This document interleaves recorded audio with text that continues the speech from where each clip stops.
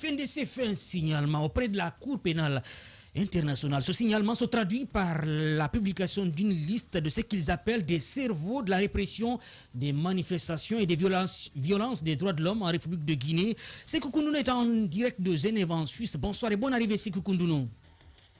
Et bonjour Madjou, bonjour à toute l'équipe et bonjour à vos millions d'auditeurs et de téléspectateurs. Alors je rappelle bonjour, c'est encore mieux de bonsoir. Alors Sékou Koundounou, avant de parler de ce signalement dont vous faites appel, de ce que vous appelez des cerveaux de la répression des violences en République de Guinée le 28 et 29, je voudrais qu'on revienne sur ce communiqué qui est sorti ce matin, ce communiqué du FNDC qui parle des moratoires, qui invite les sociétés minières à surseoir à tout contrat, histoire d'attendre qu'un régime légal soit là.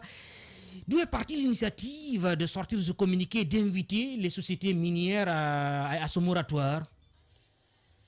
Écoutez, vous savez, le FNDC est dans une dynamique à moraliser la vie publique, à faire en sorte que la richesse du pays profite à tous ses citoyens. Je venais de suivre tout à l'heure Babila, qui faisait au fait une annonce. Des gens qui se veulent des personnes vertueuses refusent de donner la liste nominative des personnes qui les composent. Les gens qui pensent qu'ils sont vertueux, ces personnes refusent de déclarer leur patrimoine dans le cadre de la moralisation de la vie publique. Les gens qui pensent qu'ils sont vertueux sont en train d'acheter ou de construire le patrimoine un peu partout sur le territoire guinéen, l'immobilier un peu partout sur le territoire guinéen. Donc, sur la base de plusieurs informations, nous nous sommes dit que le gouvernement en complicité avec le CNT du moins, et la nébuleuse CNRD a fini par détourner la transition en reconduisant les pratiques abjectes et nauséabondes du régime déchu.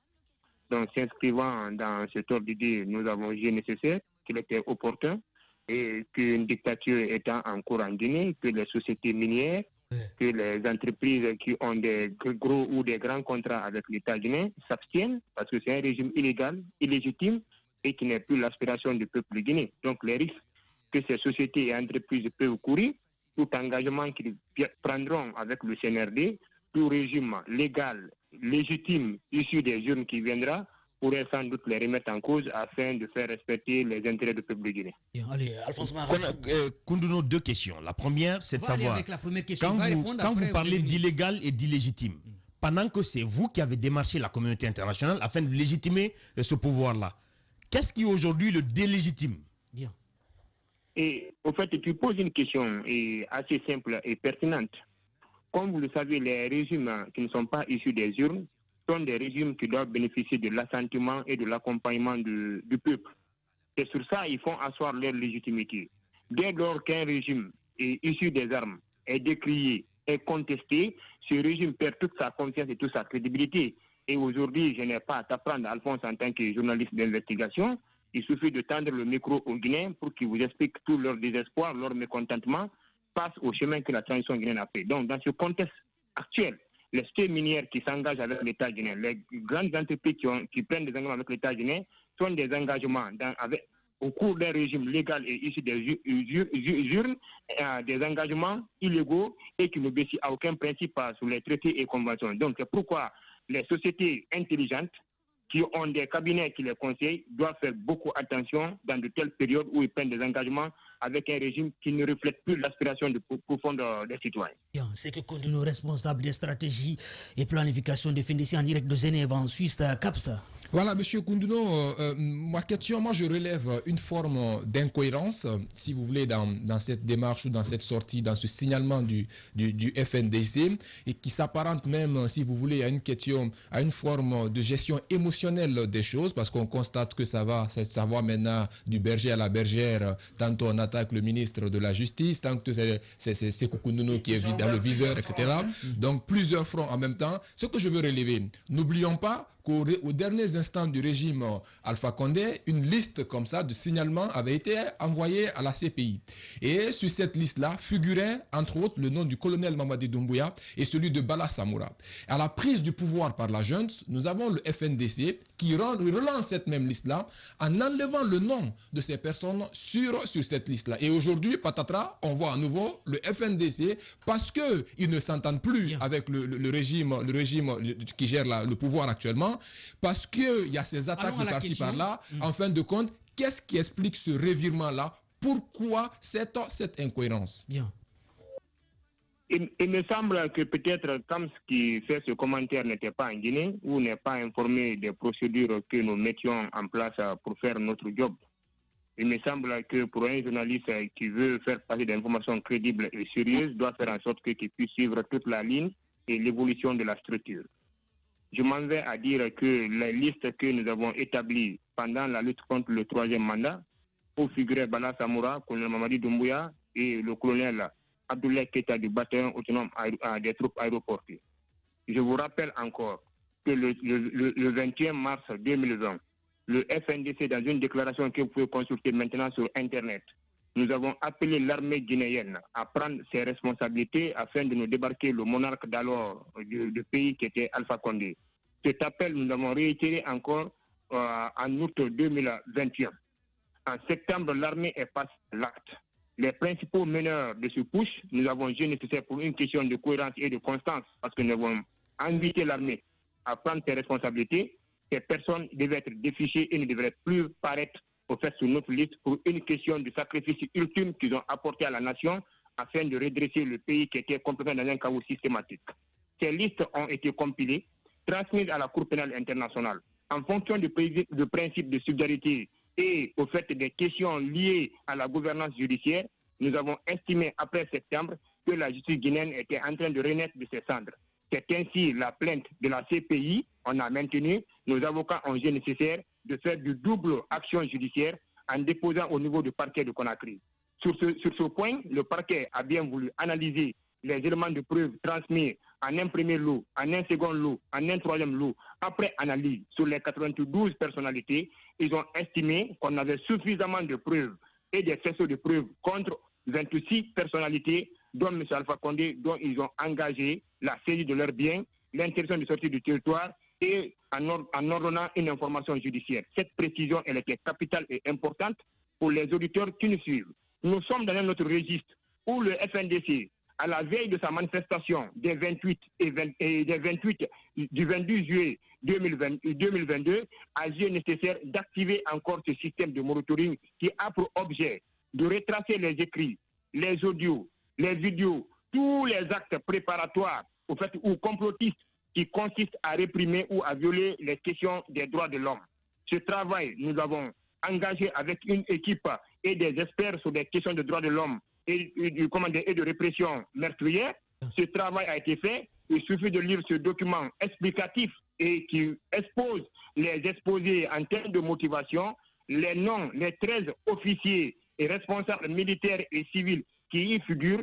Le FNDC déjà, à travers ses avocats, a déjà transmis les éléments de preuve, vidéo, écrit, audio, au niveau de la Cour pénale internationale sur les actes préparatoires et la participation des cerveaux de cette répression meurtrière. Donc cette précision, elle était importante, qu'on sorte de l'émotion et qu'on puisse comprendre les enjeux, les défis auxquels les gens s'assignent. Alors, Koundouno, ça n'a rien à voir avec l'émotion. Ce sont des questions qu'on vous pose, vous répondez, c'est simple. Alors, ça veut dire tout simplement que cette liste qui a été faite, qui a été traduite par cette publication d'une liste envoyée au niveau de la Cour pénale internationale, elle peut changer d'un moment à l'autre. Donc, même s'il y a changement aujourd'hui de régime, tout est possible parce qu'il se peut que le pouvoir arrête le pouvoir, on ne sait pas. Donc, c'est possible que ça change, d'autant plus qu'avec Doumbouya qui était sur une liste en 2020, maintenant, quand il est arrivé au pouvoir, ça a complètement changé. Donc, ça veut dire que tout n'est pas fusé, tout peut changer. C'est Koundouno, c'est ça? Écoutez, tout ne change pas. Et le fait que Doumbouya, Bala Samoura et Abdoulaye Keita ont été défichés le 5 septembre, la raison, elle est simple. Je vous dis que le 21 mars 2020 et en août 2020, nous avons fait une déclaration publique. Vous pouvez aller sur le net. Où nous avons appelé l'armée à prendre ses responsabilités. D'accord. Alors, Félix Milimono, je pense qu'on en sait un peu par rapport à cette liste importante. C'est à nous de tirer les conclusions aux auditeurs. Monsieur Koundouno, je vais poser des questions. La première, c'est par rapport à la première liste que vous avez déjà déposée, où figurait le nom de Alpha Condé et tant d'autres personnalités de ce pays. Qu'en est-il de cette liste aujourd'hui et cette autre deuxième liste qui vient aussi s'ajouter sur la première liste? La troisième, oui. Ah, d'accord. Allez-y. Maintenant, la deuxième question, c'est par rapport au moratoire des entreprises minières. Si vous permettez, il va répondre à cette question. Après, je reviendrai vers vous, Félix Milimono. Allez, la première question sur cette première liste, c'est que Koundouno. Félix, il faut une explication technique. Il ne faut pas qu'on fasse l'amalgame. Le dossier du FNDC des listes sur le troisième mandat est un dossier déjà épuré. On a complètement fini avec ça.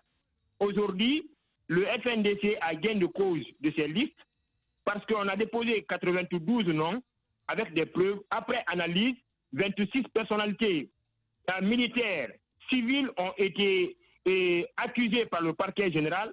Une information judiciaire a été ouverte contre eux. Donc ce dossier, on a tourné cette page-là. C'est terminé. Bien, c'est dans les mains de la justice. Le second dossier qu'on a ouvert avant-hier, c'est le dossier de la transition. Pendant cette transition, nous allons répertorier tous ceux qui poseront des actes et transmettre à la Cour pénale internationale. À ce niveau, une enquête préliminaire sera ouverte qui prendra certes du temps. Quand le régime va changer, si la CPI a avancé sur sa procédure, on y reste. Si elle n'a pas avancé, on transfère encore le dossier en Guinée où ces personnes, sans doute, comme Alpha Condé et ses ministres, seront encore inquiétées. Allez, donc cette précision est importante. Bien, Félix. La deuxième question que je veux poser, c'est par rapport au moratoire que vous demandez aux entreprises minières. Est-ce que c'est parce que vous soupçonnez la corruption du nouveau pouvoir en place, ou est-ce que c'est parce que c'est un pouvoir, comme vous le dites, illégitime? Vous voulez donc museler le pouvoir en place. C'est pourquoi vous demandez donc le moratoire de ces entreprises minières. Écoutez, vous avez touché un peu à la plaie. Il y a à la fois la corruption, et Babila le disait tout à l'heure. Secondo aussi, c'est un régime de transition illégal et illégitime. Nulle part dans les traités et conventions et dans la constitution guinéenne, il n'est dit qu'un groupe de militaires peut perpétrer un coup d'État.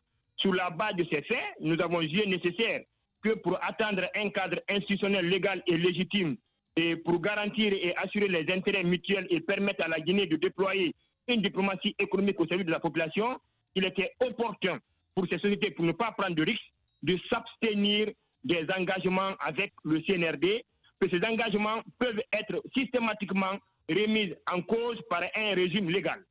Allez, Babila Keïta, c'est vrai que les discours changent. Koundouno, moi j'ai deux questions. La première, on va aller avec la première, après vous allez en finir. Heureusement que je ne suis pas myope.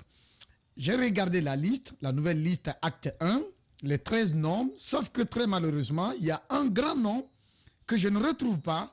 La personne qui signe sur tous les communiqués du CNRD en la personne du chef d'état-major général des armées, le colonel Sadiba Koulibaly. Qu'est-ce qui explique cela, Koundouno?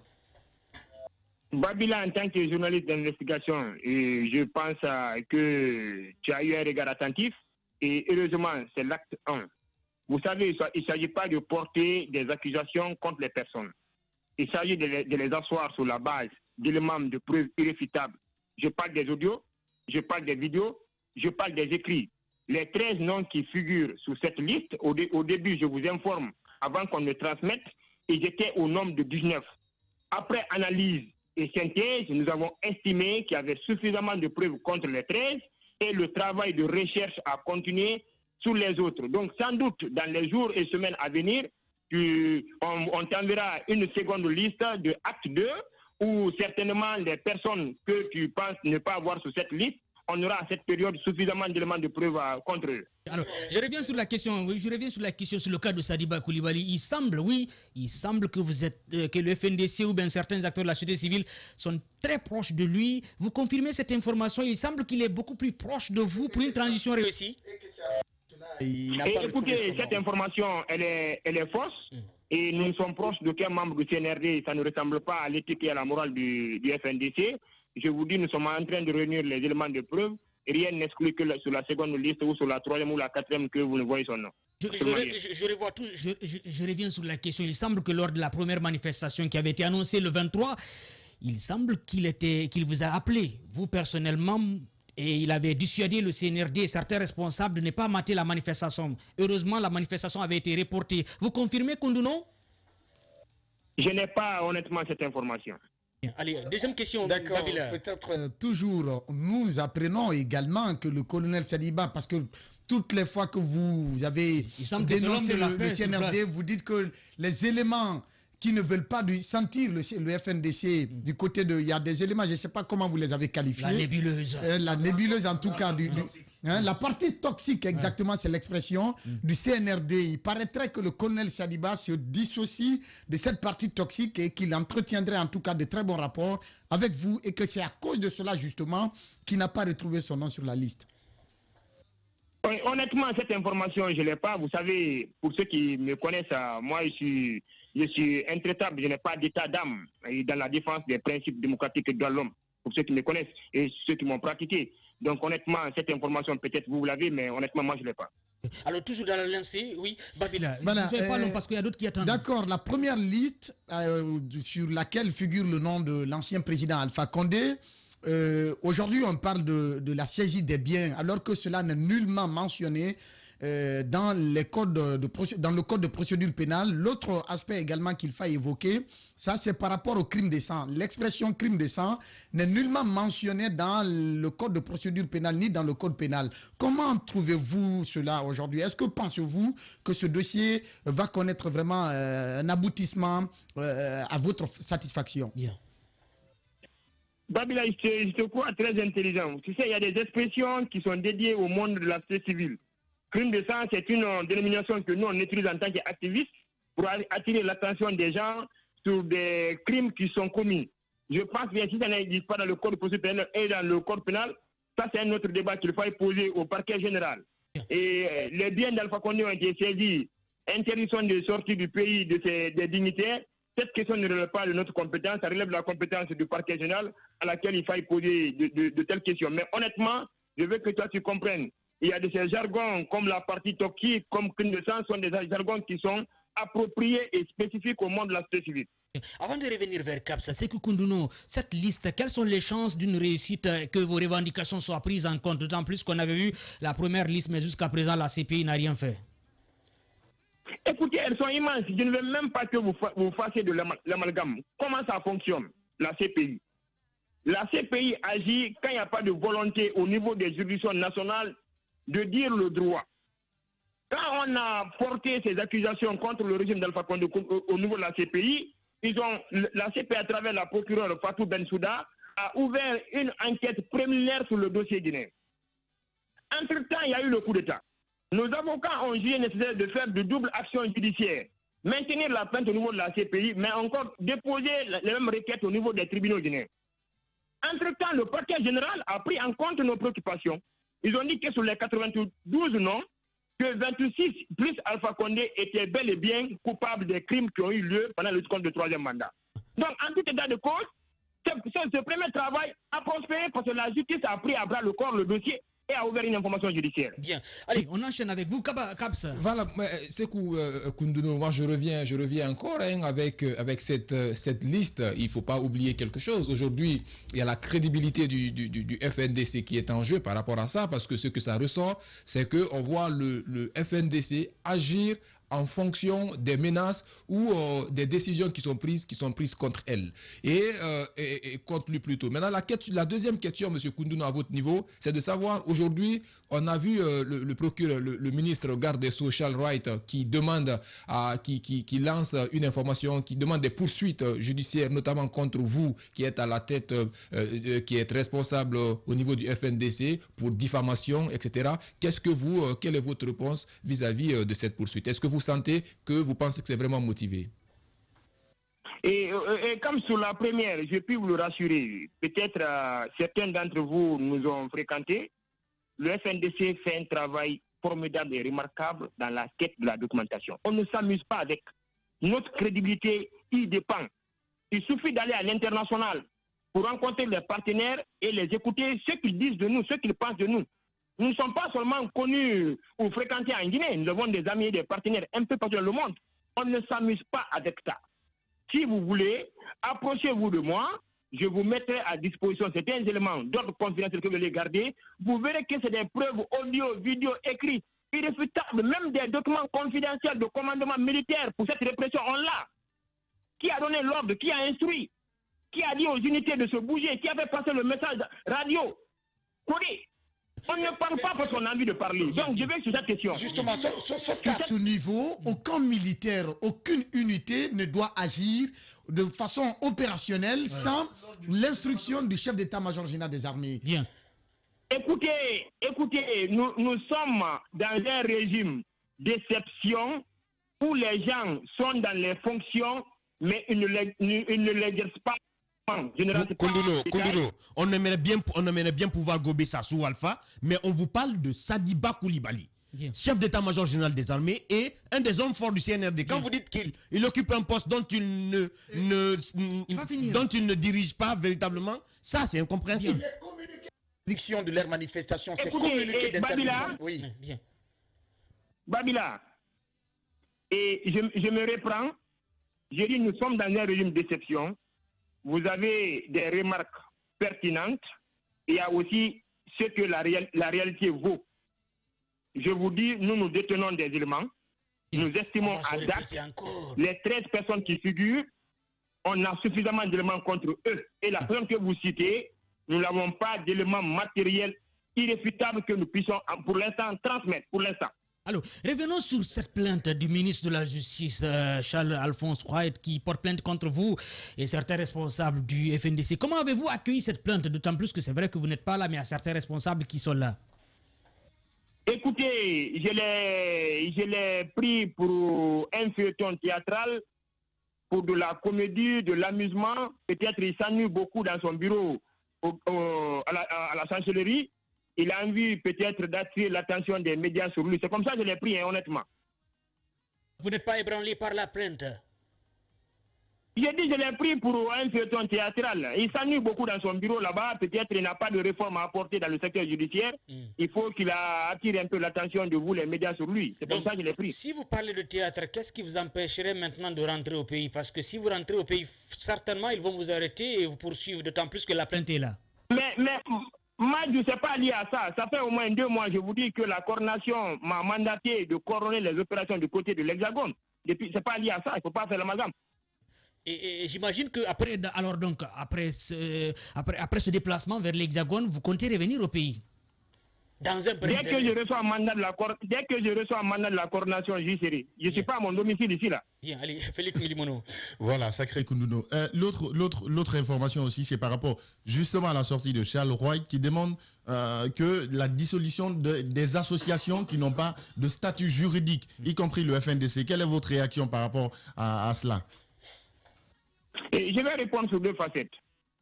Le FNDC est un mouvement qui est constitué d'entités qui sont légalement reconnues. Nous n'avons besoin ni d'autorisation, ni de permission du CNRD, du garde des Sceaux, du MATD ou de quelconque entité. Nous n'avons besoin de l'avis ou de l'appréciation de personne. Nous existerons tant bien que mal malgré les résistances qu'on nous oppose. Et il n'a ni la qualité, ni la compétence, ni les prérogatives. J'assimile tout cela à de l'ennui, à le stress, qui peut-être le fatigue dans la chancellerie. Il a besoin un peu d'attirer un peu l'attention de vous, les médias, sur lui. C'est même assimilable à de la comédie. Monsieur Koundouno, attendez s'il vous plaît. On parle là de statut juridique là. On parle donc d'une association comme le FNDC où on demande un statut juridique. Est-ce que vous ne voyez pas une certaine cohérence dans la sortie du ministre? Ce n'est même pas une incohérence. Je vous dis, je l'assimile à de la comédie. Pour un juriste qui a la licence 3, il doit s'en méfier de faire un tel raisonnement au fait bidon. Alors, Koundouno, vous avez les nouvelles des autres responsables du FNDC qui sont certainement recherchés à Conakry, notamment les Bilo Adias, Abdoulaye Oumou et tant d'autres? Écoutez, ils continuent à mener les activités de façon opérationnelle. On était préparé à toute cette situation et puis on a intégré le niveau de sécurité et de vigilance. Je pense bien, vous voyez un peu, depuis que les amis sont arrêtés, que la coordination fonctionne normalement, les actions sont menées en permanence. Cela prouve à suffisance qu'on a une capacité de résilience et à s'adapter à toutes les situations y afférentes. Donc il n'y a pas péril à la demeure. Et nous intégrons nos stratégies en fonction de ça. Il nous reste 30 secondes. D'accord, une question, je vais vous remémorer. Avant la fin de la saison, dans les grandes gueules, Ibrahima Diallo intervenait une fois. Il dit que le colonel Sadiba a menacé de dissoudre le FNDC. C'est Ibrahima Diallo du FNDC qui l'a dit à l'époque. Bien. Et aujourd'hui, le discours change. Voilà. Comment qu'est-ce que vous répondez à cela? Le discours n'a pas changé. C'est vous qui entretenez ce discours. On vous a dit que c'est l'acte 1. Suivra l'acte 2, l'acte 3, l'acte 4, l'acte 5. Rien n'exclut que le colonel Sadiba ne se retrouve sur notre liste. Mais pour l'instant, on n'a pas d'éléments de preuve suffisant contre lui. Donc, il n'y a pas matière à polémiquer. C'est que Koundounou, en direct de Genève, en Suisse. Merci d'être intervenu. À très bientôt. C'est à moi de vous remercier.